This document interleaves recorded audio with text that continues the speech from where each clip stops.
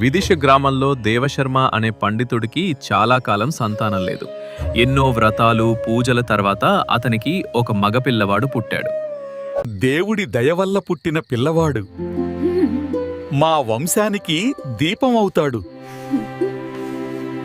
పిల్లవాడిని ఉయ్యాలలో వేసి నామకరణం పండుగను ఘనంగా చేశారు. అతనికి హరిశర్మ అని పేరు పెట్టాడు. కొడుకు చిన్నతనం నుంచే ఇల్లంతా కప్పలా గెంతుతూ తిరుగుతూ ఉండేవాడు. అది చూసి తండ్రికి చాలా ఆనందం వేసేది. అప్పట్నుంచి అతన్ని తరచూ ముద్దుగా ఒరే కప్పాయి అని పిలిచేవాడు. కానీ కాలం గడిచే కొద్దీ ఒక విషయం స్పష్టమైంది. హరిశర్మకు చదువు అబ్బలేదు. ఎన్నిసార్లు చెప్పినా అక్షరాలు గుర్తుండటం లేదు. మీ అబ్బాయికి చదువు రావడం కష్టంగానే ఉంది. ఏముంది గురువుగారు, అందరూ చదువుకోవాలా? నా కప్పాయికి అదృష్టం బలంగా ఉంది. హరిశర్మ పెరిగి పెద్దవాడయ్యాడు. పెళ్ళయింది. కొద్ది కాలంలోనే పిల్లలు ఒకరి తర్వాత ఒకరు పుట్టారు. తండ్రి వదిలి వెళ్లిన కొద్దిపాటి ఆస్తి కూడా కాలక్రమంలో హారతి కర్పూరంలా కరిగిపోయింది. బంధువులు ఎవరూ ఆదుకునేందుకు ముందుకు రాలేదు. ఏవండి, మనం ఇంత కుటుంబాన్ని ఎలా పోషిస్తాం? నాకు చాలా భయంగా ఉంది. మనము ఇక్కడ బతకలేం. నగరానికి వెళ్దాం. ఏదైనా పని దొరుకుతుంది. కుటుంబంతో కలిసి నగరానికి వెళ్ళాడు. అక్కడ స్థూలదత్తుడు అనే ధనవంతుడి ఇంట సేవకుడిగా చేరాడు. ఆ ఇంట్లో హరిశర్మ భార్య వంటగదిలో పనులు చేసేది.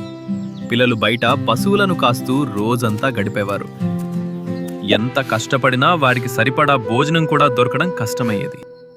కొన్నాళ్లకు స్థూలదత్తుడి కుమార్తె వివాహం నిశ్చయమైంది. ఇల్లు బంధువులతో నిండిపోయింది. వంటలు విందులు అద్భుతంగా సాగుతున్నాయి. ఈ పెళ్లిలో అయినా కడుపు నిండా తింటాం కదా. దేవుడే చూస్తాడు. కానీ పెళ్లి రోజున హరిశర్మని ఎవ్వరూ పిలవలేదు. ఆ అవమానం అతని మనసును కాల్చేసింది. డబ్బు లేని వాడికి విలువే లేదు. ప్రజ్ఞ లేని వాళ్లే తెలివైన వాళ్ళలా నటిస్తున్నారు. నేను నటిస్తాను, గౌరవం సంపాదిస్తాను.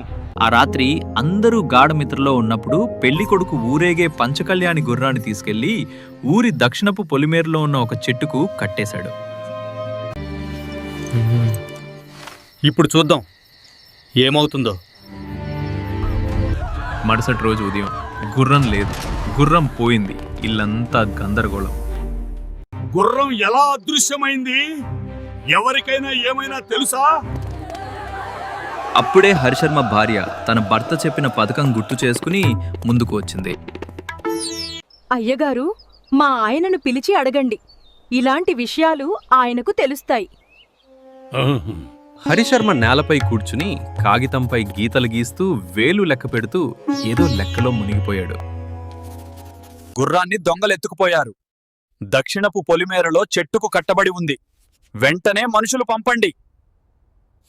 హరిశర్మ చెప్పినట్టే కొద్దిసేపటికే దక్షిణపు పొలిమేరలో చెట్టుకు కట్టబడి ఉన్న గుర్రం దొరికింది. ఇంత ఖచ్చితంగా ఎలా చెప్పావు అని స్థూలదత్తుడు అడిగాడు. కానీ హరిశర్మ ఏమీ మాట్లాడలేదు. అప్పట్నుంచి అతనికి గౌరవం పెరిగింది. పెద్ద జీతంతో ఇంటి సలహాదారుడిగా ఉంచుకున్నాడు. ఆ రోజు నుంచి వారింట్లో పేదరికానికి చోటు లేకుండా పోయి రోజువారీ జీవితం కాస్త సుఖంగా మారింది. కొద్ది రోజులకే రాజుగారింట అమూల్యమైన రత్నాభరణాలు రాత్రివేళ దొంగిలించబడ్డాయి. కోటంతా కలకలం రేగింది. మరుసటి రోజు ఉదయం రాజు ఆగ్రహంతో, నా అంతరంగిక మందిరంలోనే దొంగలు పడ్డారు. వెంటనే ఆ దొంగలను పట్టుకోవాలి. ఒక్క క్షణం కూడా ఆలస్యం కావద్దు. అప్పుడు మంత్రి ముందుకు వచ్చి వినయంగా నమస్కరించి, మహారాజా, ఇంతకు ముందు స్థూలదత్తుడి ఇంట్లో జరిగిన గుర్రం ఘటనలో హరిశర్మ అనేవాడు నిజాన్ని బయటపెట్టాడు. అతని పేరు అప్పుడే నగరమంతా ప్రసిద్ధి అయింది. అతన్ని పిలిపిస్తే దొంగల ఆచూకీ కూడా మనకు వెంటనే దొరకవచ్చు. అయితే ఇంకెందుకు ఆలస్యం? వెంటనే హరిశర్మను పిలిపించండి అని రాజు ఆజ్ఞాపించాడు. హరిశర్మను రాజుగారి సభకు తీసుకొచ్చారు. అతడు వినయంగా ముందుకు వచ్చి నమస్కరించాడు. నా అంతరంగిక మందిరంలో రత్నాభరణాలు దొంగిలించబడ్డాయి. దొంగలను వెంటనే కనిపెట్టు హరిశర్మ. మహారాజా, నాకు ఒక రోజు గడువివ్వండి. దొంగ ఎవరో తెలుసుకుని మీకు తెలియజేస్తాను. సరే, కోటలోనే ఉండాలి. నిజం తేలే వరకు బయటకు వెళ్ళకూడదు. హరిశర్మ వినయంగా నమస్కరించి, మహారాజా, మీ ఆజ్ఞ ప్రకారమే కోటలోనే ఉంటాను. నిజం తప్పకుండా వెలికి తీస్తాను. రాజుగారింట జరిగిన దొంగతనం జిహ్వా అనే పని మనిషే చేసింది.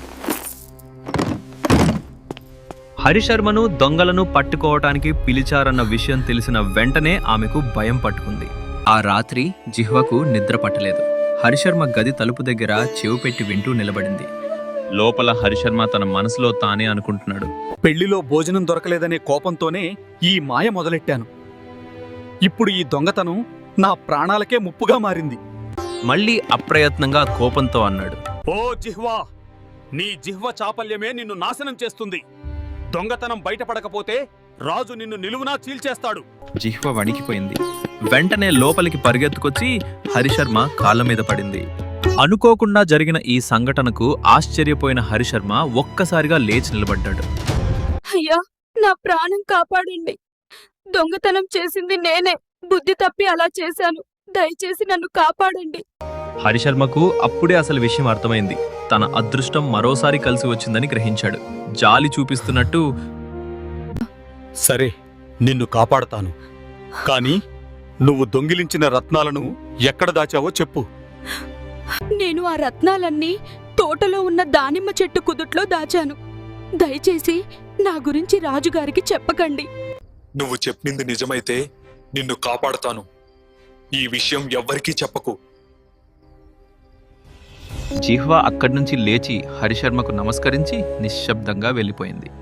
మరుసటి రోజు ఉదయం, మంత్రివర్య, పోయిన సొత్తు ఎక్కడుందో నాకు తెలుసు. నాతో రండి, నేను చూపిస్తాను అని చెప్పి మంత్రిని తోటవైపు తీసుకెళ్లాడు.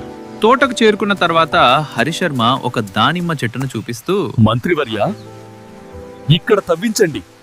హరిశర్మ చూపించిన దానిమ్మ చెట్టు దగ్గర తవ్వమని మంత్రి సైనికులకు ఆజ్ఞ ఇచ్చారు. తవ్వగానే రత్నాభరణాలన్నీ బయటపడ్డాయి. రాజు ఆనందంతో హరిశర్మను ఘనంగా సత్కరించాడు. కానీ జరిగినదంతా చూస్తున్న మంత్రికి మనసులో ఒక చిన్న సందేహం మొదలైంది. ఈ మనిషికి చదువు లేదు, అయినా ఇంత ఖచ్చితంగా చెప్పగలుగుతున్నాడు. ఇది శక్తియా లేక కేవలం అదృష్టమా? అతడు ఒక చిన్న కప్పను కుండలో పెట్టించి మూత బిగించాడు. అది హరిశర్మను పరీక్షించాలనే ఉద్దేశంతో చేసిన పని. మంత్రి పనివాడితో ఆ కుండను తెప్పించి రాజుగారి ఎదుట పెట్టించాడు. రాజు, మంత్రి ఇద్దరూ కలిసి హరిశర్మ విద్యను పరీక్షించాలని అనుకుని అతన్ని సభకు పిలిపించారు. స్వామి, మీకు అన్ని విషయాలు తెలుస్తాయని అంటున్నారు కదా, అయితే ఈ కుండలో ఏముందో చెప్పగలరా? హరిశర్మ గుండె దడపట్టింది. తండ్రి ముద్దుగా పిలిచిన మాటలు గుర్తొచ్చాయి. అప్రయత్నంగా చిక్కావట్రా, కప్పాయి అన్నాడు. మంత్రి నివ్వెరపోయి వెంటనే హరిశర్మకు వినయంగా నమస్కరించాడు. స్వామి, మిమ్మల్ని అనుమానించాను. దయచేసి నా అజ్ఞానాన్ని క్షమించండి. ఇప్పటి నుంచి హరిశర్మ నా కొలువులోనే ఉంటాడు.